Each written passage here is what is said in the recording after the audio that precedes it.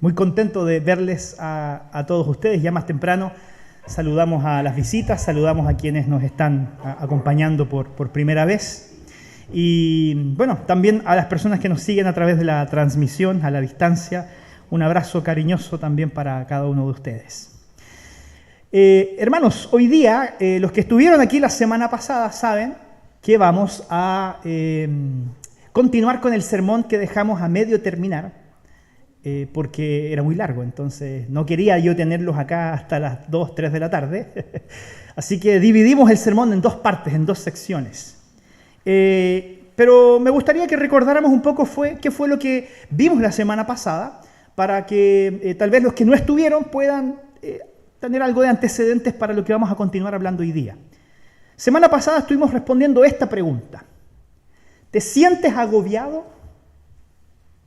¿Sientes que de pronto la vida se pone cuesta arriba y es difícil enfrentarla?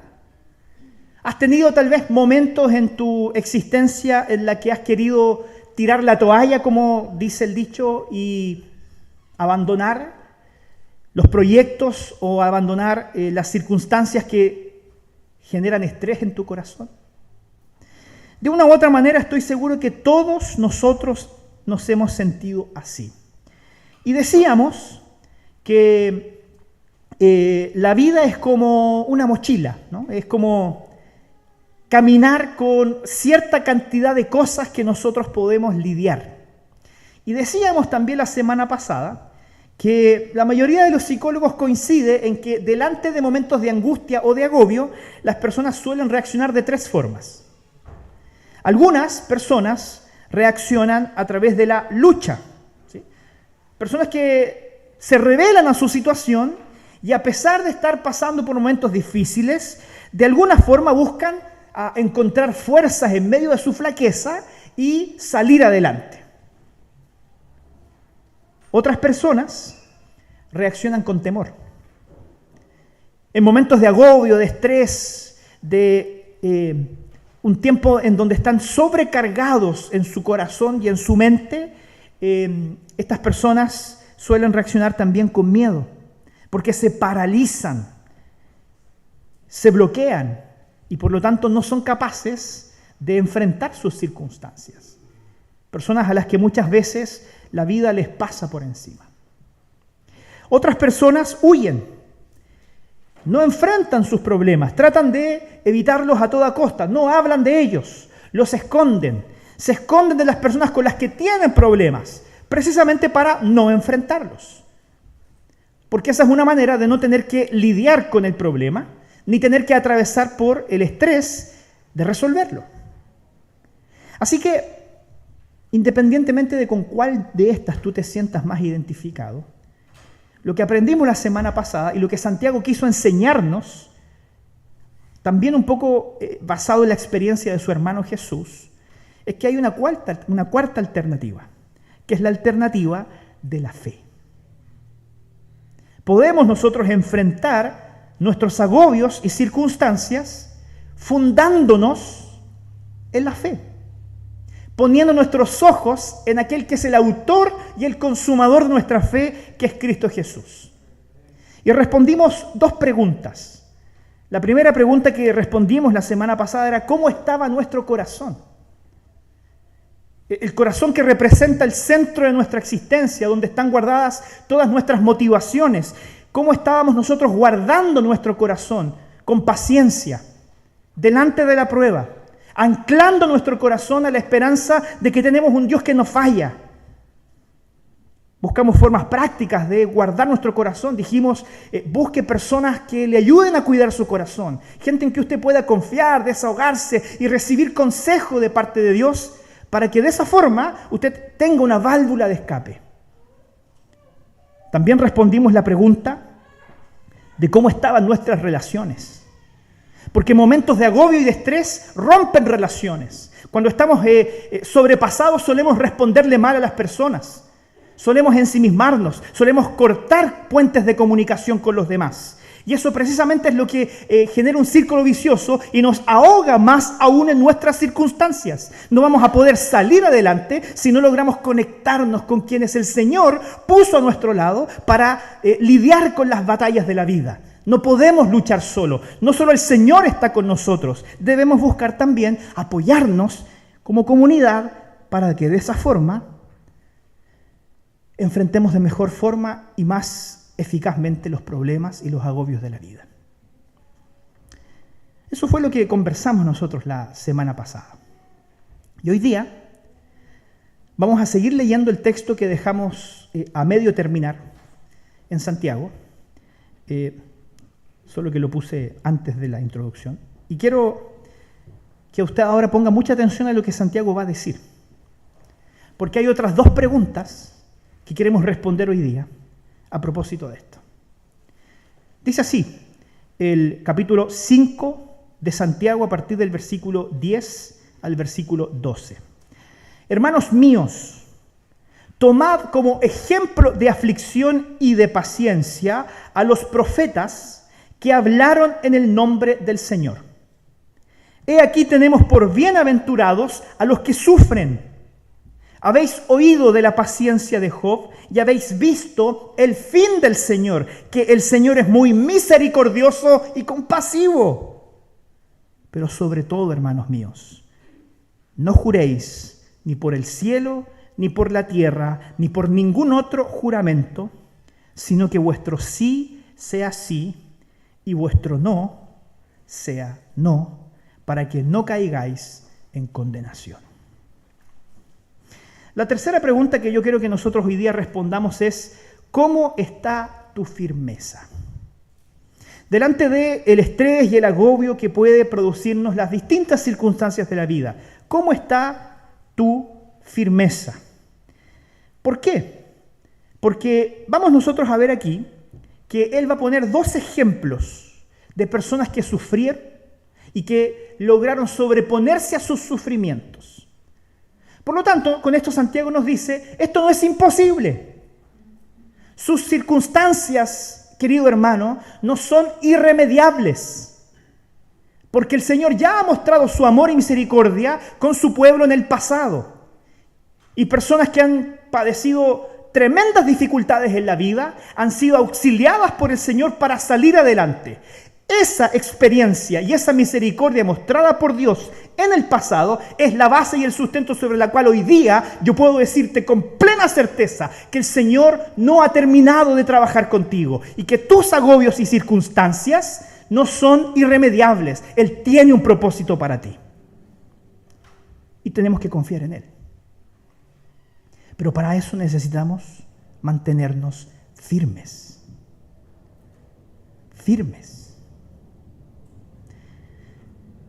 En primer lugar, Santiago va a poner como ejemplo a los profetas. Yo no sé si usted está tan familiarizado con las historias de los profetas en el Antiguo Testamento. Pero si no lo está, yo quiero traerle a colación hoy día un texto del Nuevo Testamento que nos cuenta cómo vivían los profetas, para que usted se haga una idea, ¿no? Tal vez algunos de ustedes han leído las experiencias de los profetas en el Antiguo Testamento, pero si no las has leído, déjame decirte lo que el libro de Hebreos, en el capítulo 11, a partir del versículo 35 al 38, nos cuentan acerca de los profetas. Muy alentador lo que voy a leer. Otros experimentaron vituperios y azotes, y además de esto, prisiones y cárceles. Fueron apedreados, aserrados, puestos a prueba, muertos a filo de espada. Anduvieron de acá para allá cubiertos de pieles de ovejas y de cabras, pobres, angustiados, maltratados, de los cuales el mundo no era digno, errando por los desiertos, por los montes, por las cuevas y por las cavernas de la tierra. Esa era la vida de los profetas en el Antiguo Testamento. Usualmente los consideramos héroes. Uno ve la experiencia de profetas como Elías y sus proezas en virtud de glorificar al Señor por encima de todos los otros dioses paganos de su época. Pero nos olvidamos que en aquel momento ellos no eran héroes, ellos eran considerados villanos. Ellos eran despreciados por el mundo que les rodeaba. Ellos eran personas marginadas y por causa de eso eran discriminados y eran perseguidos incluso hasta la muerte. ¿Y sabe cuál fue la razón por la cual los profetas en la Biblia recibieron ese pago a cambio de su servicio al pueblo? Sencillamente por obedecer al Señor. Ese fue el pago que recibieron por obedecer al Señor. Siendo fieles a la palabra de Dios, ellos recibieron a cambio azotes, persecuciones y muerte. Porque para ellos el precio de la obediencia fue su comodidad. Pero ellos estaban tan convencidos de la verdad de Dios que sencillamente no podían dejar de decir aquello que Dios les había comunicado.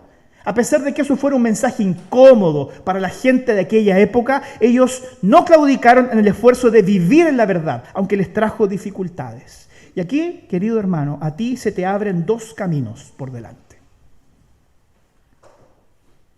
El primer camino es el camino de la comodidad. Tú puedes elegir vivir en la mentira. Tú puedes elegir vivir un estilo de vida que no sea incómodo, que sea compatible con la tranquilidad que de alguna manera todos buscamos. Podemos engañar nuestro corazón para vivir de tal forma que no seamos expuestos a situaciones que sabemos que por obediencia al Señor nos van a traer malas consecuencias. Pero vas a vivir constantemente bajo la angustia de saber que estás viviendo una mentira. Porque quien conoce la verdad y decide vivir en la mentira no encuentra jamás verdadera alegría en su corazón. Cuando conocemos la verdad, el Señor nos invita a vivir detrás de ella y pagar el precio de vivir en la verdad. Y ese precio puede ser muy alto para nosotros. Sin embargo, a pesar de eso, el Señor nos marca una dirección y nos dice, sigue caminando por esta senda. Porque finalmente, aquellos que obedecen al Señor, viven para su gloria y disfrutan de una relación con Él, recibirán bendición. Su camino será prosperado por encima del camino de los malos. ¿Sabe quién lidiaba mucho con esto? Los salmistas. Si usted lee muchos de los salmos, ellos cuestionaban por qué a los malos les iba bien. Cuestionaban al Señor y le decían, Señor, yo veo a los malos que prosperan en su camino. Yo veo que ellos de alguna forma, a pesar de que no son obedientes, les va bien. Ellos afrentan tu nombre, viven su vida como delincuentes, viven la vida como corruptos, como injustos, y les va bien. En cambio, yo que busco ser obediente, que trato de cumplir tu palabra, de que trato de estar siempre en comunión con el Señor, me comparo con los injustos y resulta que mi situación es insufrible. ¿Por qué pasa eso? ¿Por qué los malos prosperan? Y yo que procuro ser justo, vivo en miserias. Muchos salmistas se preguntaron eso. ¿Por qué? Querido hermano, hoy día yo quiero darle la garantía de que no es malo ni pecaminoso que usted le pregunte al Señor por qué. Lo que no le puedo garantizar es que vaya a recibir una respuesta. Pero el Señor nos invita a desahogar nuestra alma. ¿Por qué los profetas del Señor vivieron todo lo que vivieron si ellos eran obedientes? Porque el Señor tenía un propósito para ellos.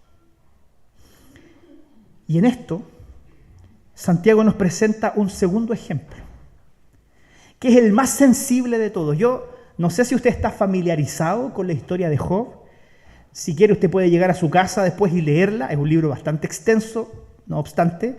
Sin embargo, déjeme hacerle algunas pequeñas alusiones a lo que cuenta como historia este libro. Este personaje, Job, es un hombre considerado por Dios como alguien muy piadoso. Dice la Biblia que como él no había otro sobre la faz de la tierra. O sea, imagínese usted un hombre bueno. Piense usted en la persona más buena que usted conoce. Ya, Job era mejor que esa persona. Job era realmente un ejemplo para el resto de sus pares. Un hombre que amaba al Señor, que amaba a su familia y que servía con limpia conciencia al Señor en todos sus caminos. No solo eso, no solo tenía una buena relación con el Señor, no solo tenía una bonita relación con su familia, también era un hombre saludable.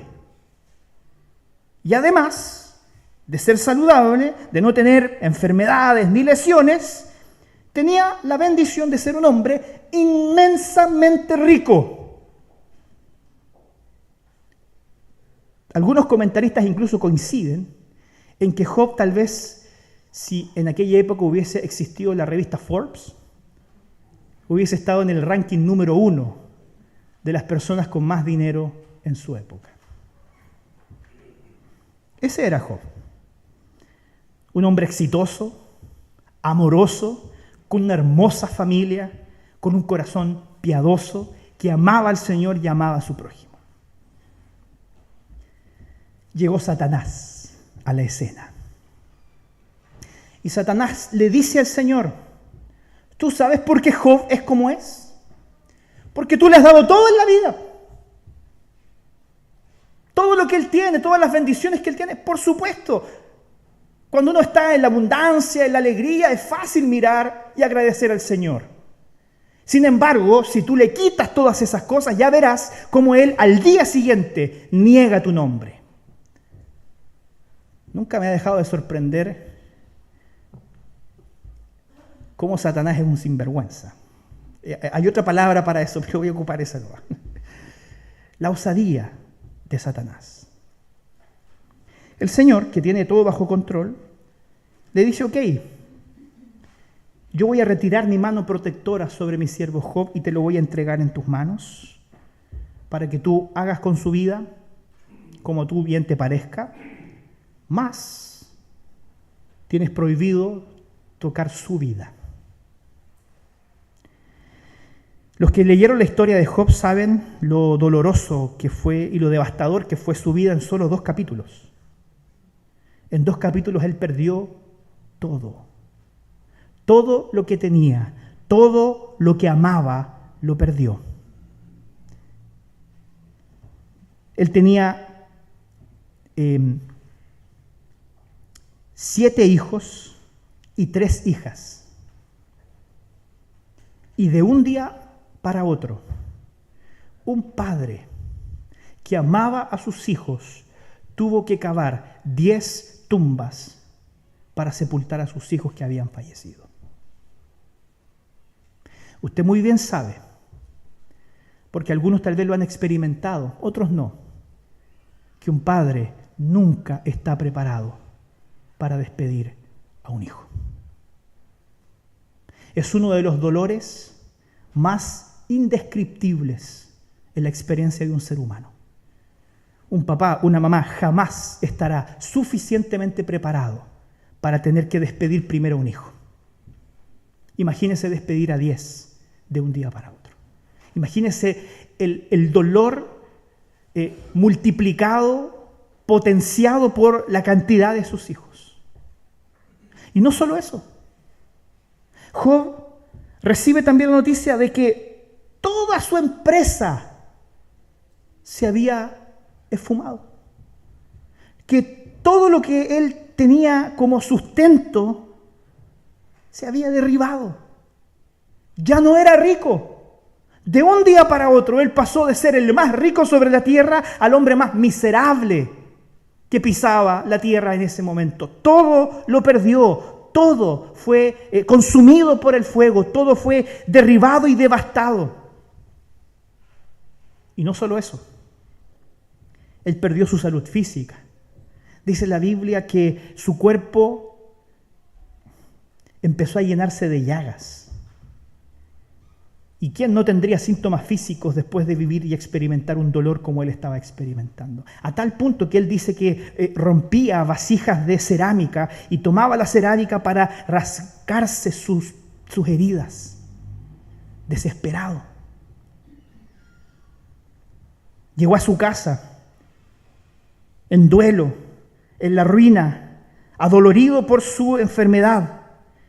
Mira a los ojos a su esposa y su esposa le dice: ¿por qué no niegas al Señor y te mueres? Su esposa le dio la espalda. Su esposa cuestionó al Señor a causa de esta bancarrota en la que él estaba sumergido.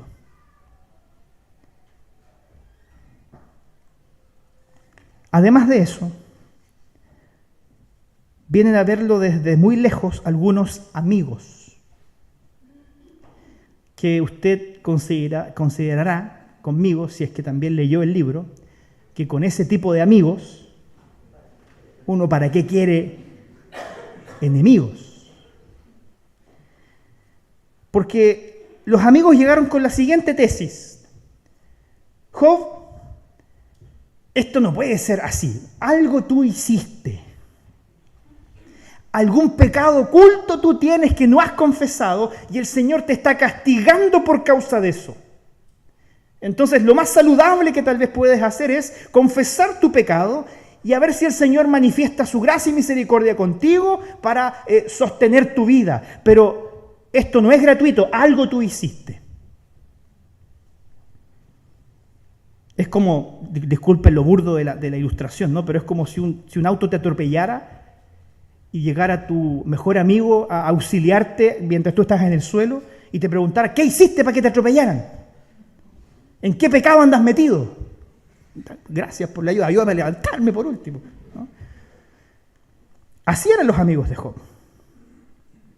Entonces fíjense, él además se queda completamente solo. Sus relaciones sociales se quiebran, no solo con su esposa, sino que también con sus amigos.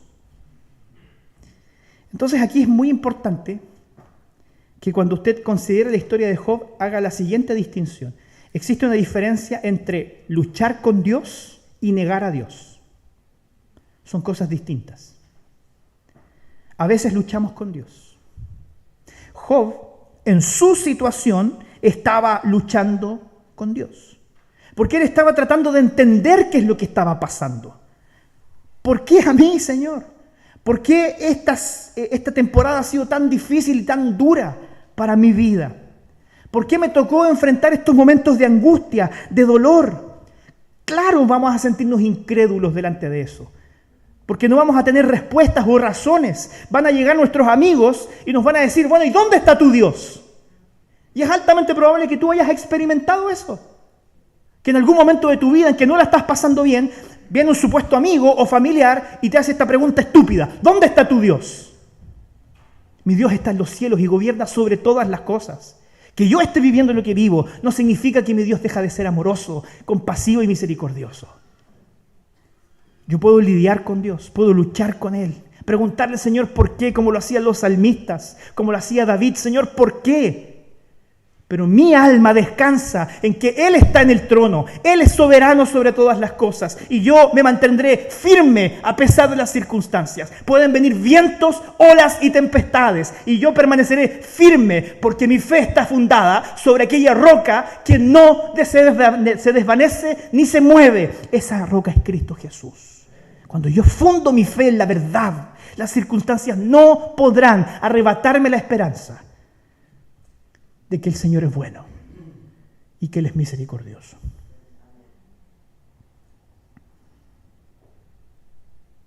Yo no deseo que usted tenga la vida que tuvieron los profetas, mucho menos deseo que usted tenga la vida que tuvo Job. Pero estoy seguro que van a haber temporadas en su vida muy difíciles. Manténgase firme. Confía en el Señor. Él tiene un santo propósito para usted. Espere, y lo cantábamos hoy día en el preludio, pacientemente esperé en el Señor, Y eventualmente, dice la Biblia, Él oyó mi clamor. Él se acercó a mí. Y Él nos sostiene con su mano poderosa y con su gracia. Lo dice Santiago. Si nosotros permanecemos firmes, vamos a comprobar la misericordia del Señor. Vamos a comprobar que el Señor es bueno y compasivo, porque Él nos mostrará el fin. Esto es muy bonito. Santiago dice, los profetas y Job se mantuvieron firmes, porque finalmente ellos esperaban que el Señor manifestara su propósito. Todo lo que sucede en tu vida tiene un propósito diseñado por Dios. Y si tú eres un hijo de Dios, la Biblia dice que todas las cosas en tu vida colaboran y cooperan para tu bendición. Es fácil decirlo, podrán decir algunos, pero créame que usted no es el único que sufre. Usted no es el único que le ha pasado mal. Usted no es el único que ha estado agobiado, entristecido y tal vez sumido en depresión. Y así como el Señor ha tomado la mano y levantado a muchos hombres y mujeres en la historia de la fe para mostrarles que Él es misericordioso y compasivo, yo puedo garantizarle, porque la Biblia me permite hacerlo, que el Señor mostrará su misericordia en su vida.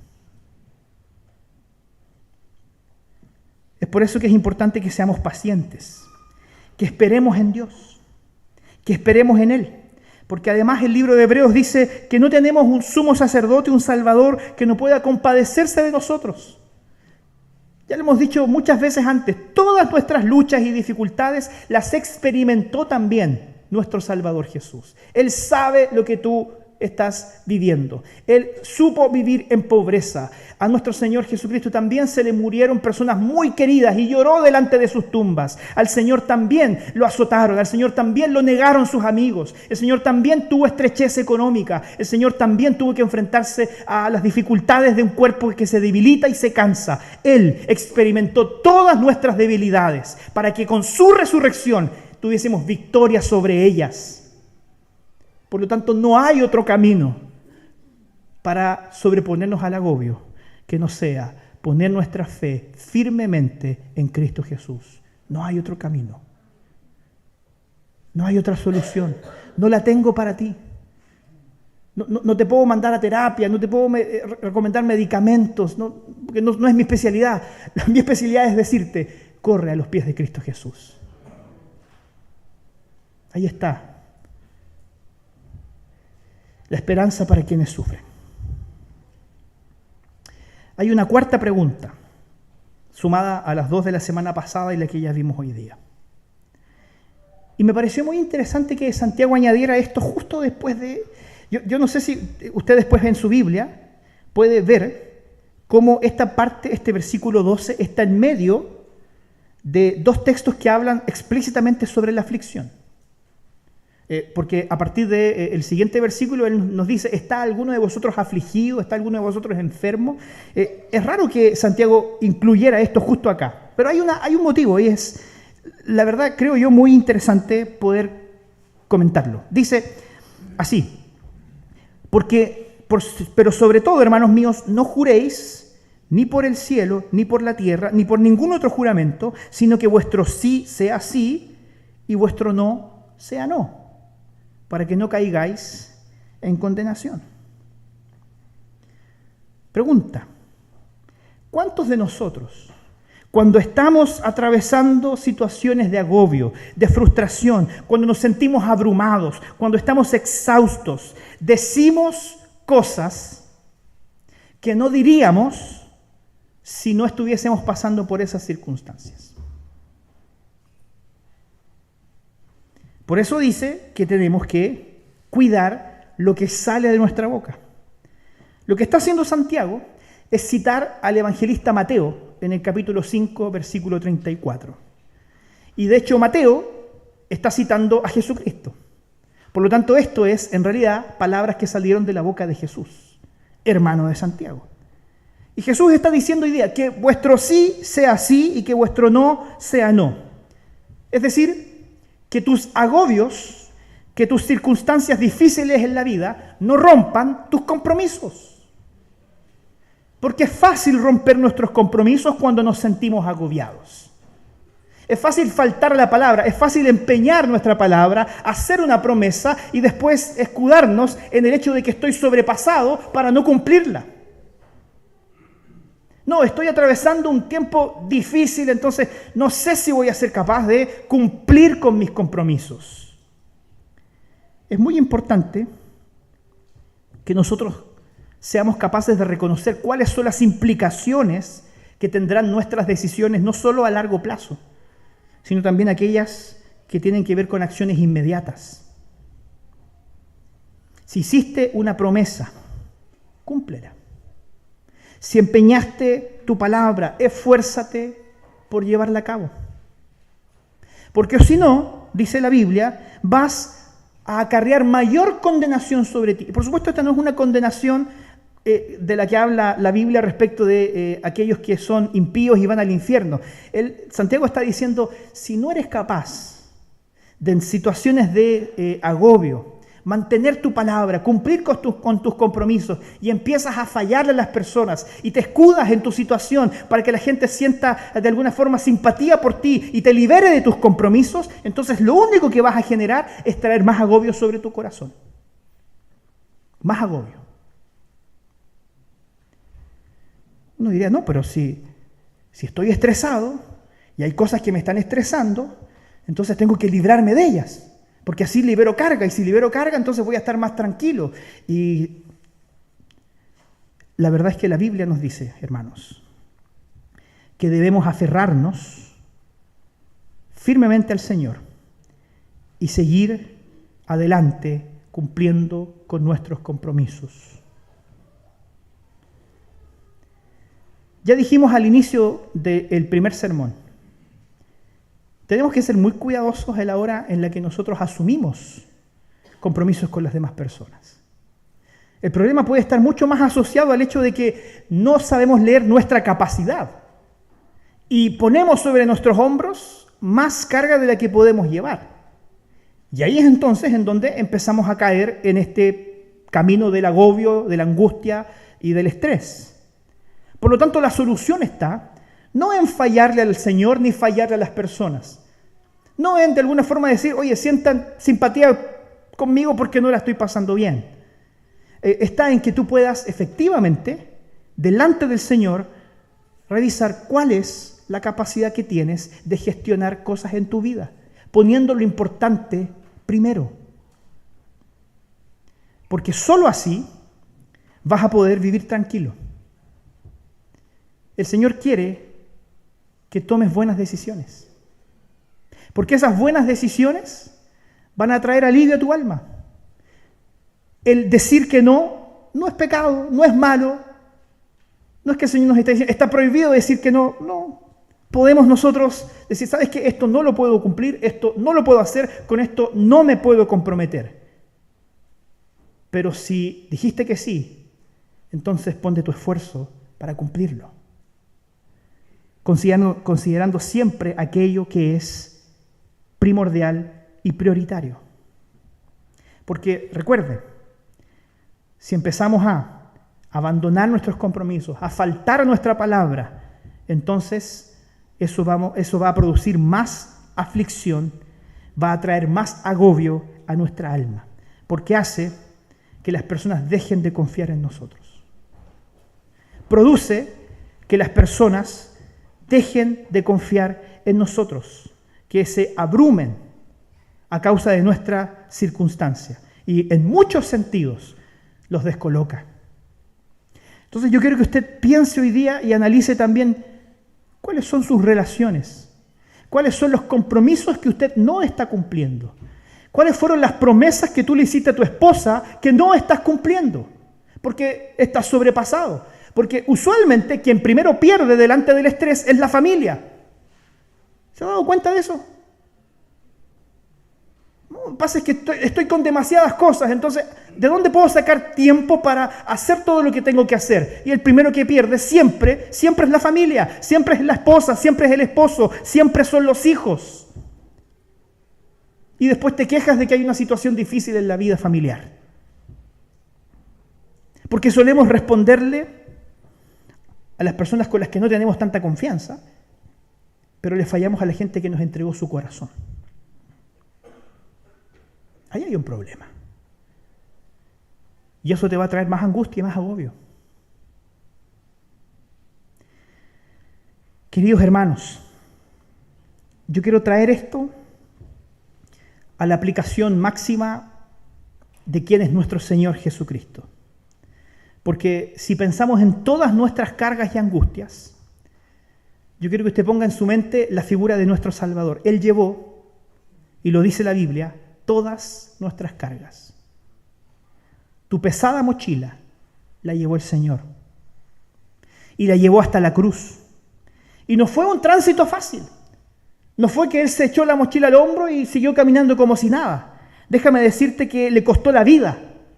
Que el tránsito de cargar nuestras luchas, enfermedades y pecados devastó a nuestro Salvador, quien literalmente fue partido sobre una cruz para que en Él pudiésemos descansar. El precio de nuestro descanso fue la sangre de Cristo Jesús. No la desprecies. Que tú hoy día puedas descansar en la fe que tienes en Cristo Jesús no fue fácil ni gratuito. Le costó la vida al Señor. Por lo tanto, no podemos pisotear su sacrificio. No podemos espiritualmente ser personas que no respondan al Señor delante de los desafíos que Él nos plantea en nuestra vida cotidiana para vivir nuestra vida de forma consistente. No hay carga que se pueda comparar en lo más mínimo a la carga que tuvo que soportar sobre su espalda y sus hombros nuestro Salvador Jesús. Y a propósito de esto, yo lo comenté la semana pasada, Jesús también lidió y luchó con el Señor. ¿Se acuerdan ahí la oración del Getsemaní?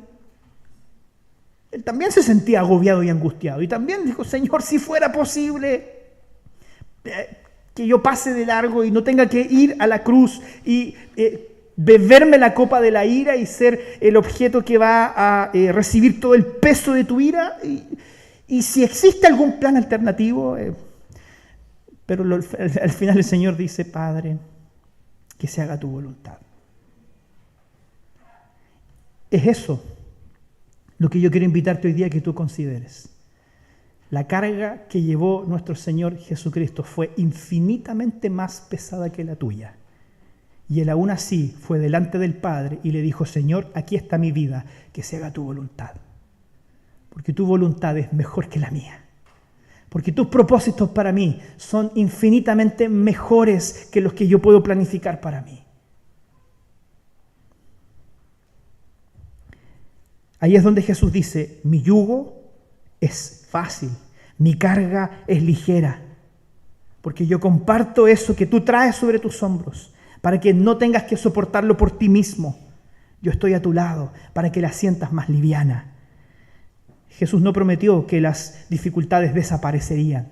La fe no es una palabra mágica, que nos libera de toda angustia, de todo temor y toda ansiedad. La fe es una herramienta con la que podemos gestionar nuestra vida espiritual a fin de vivir confiados en que todo tiene un santo propósito para nosotros. Así que te quiero nuevamente hacer la pregunta del inicio. ¿Te sientes agobiado? Si tú hoy día me dices, sí, no la estoy pasando bien. Santiago te presenta a nuestro Salvador Jesús y te dice, pon tu fe en Él. Y delante de las tempestades de la vida, Él mantendrá a salvo tu vida. Tu vida no será perdida ni extraviada, será guardada en la presencia de Cristo Jesús. No solo para que lidiemos con nuestras angustias de esta vida, sino con la promesa excelsa de que llegará un día en que todas esas cargas serán aliviadas y podremos disfrutar en su presencia de un tiempo de reposo, de un tiempo de alegría y de paz como nunca hemos experimentado jamás. Esa es nuestra esperanza. A eso nos aferramos, eso es lo que abrazamos. Te dejo dos cosas para que puedas pensar y practicar durante la semana. Nunca será sencillo unir la paciencia con la perseverancia. ¿Por qué? Porque delante de las dificultades y las angustias de la vida, no solemos ser muy pacientes. Solemos buscar atajos o soluciones inmediatas. Te se sorprendería lo que las personas pueden llegar a hacer por una promesa de salvarse de una enfermedad. Solemos buscar muchas alternativas para lidiar con nuestros agobios y angustias. Por lo tanto, no es fácil unir la paciencia y la perseverancia en el Señor. Sin embargo, Santiago nos dice, manténgase firme. Dios siempre tiene un propósito santo, justo y bueno, porque Él es soberano sobre todas las cosas. Y en segundo lugar, ¿ya consideró el daño que producen sus palabras? El agobio no puede ser una excusa para faltar o mal usar nuestras palabras. Considere pedir perdón y considere también revisar sus compromisos. Alíñelos a las prioridades que el Señor le muestra en su palabra, para que no caiga en un círculo vicioso que traiga más agobio sobre su corazón. Que el Señor le bendiga, que el Señor le ayude y lo fortalezca, así como lo ha hecho conmigo a través de estas palabras, para que pueda enfrentar su vida firmemente confiado en que en Jesucristo y en nuestra fe en Él podemos resistir las tempestades. ¿Qué le parece si oramos? Amado Dios, gracias por la palabra de Santiago.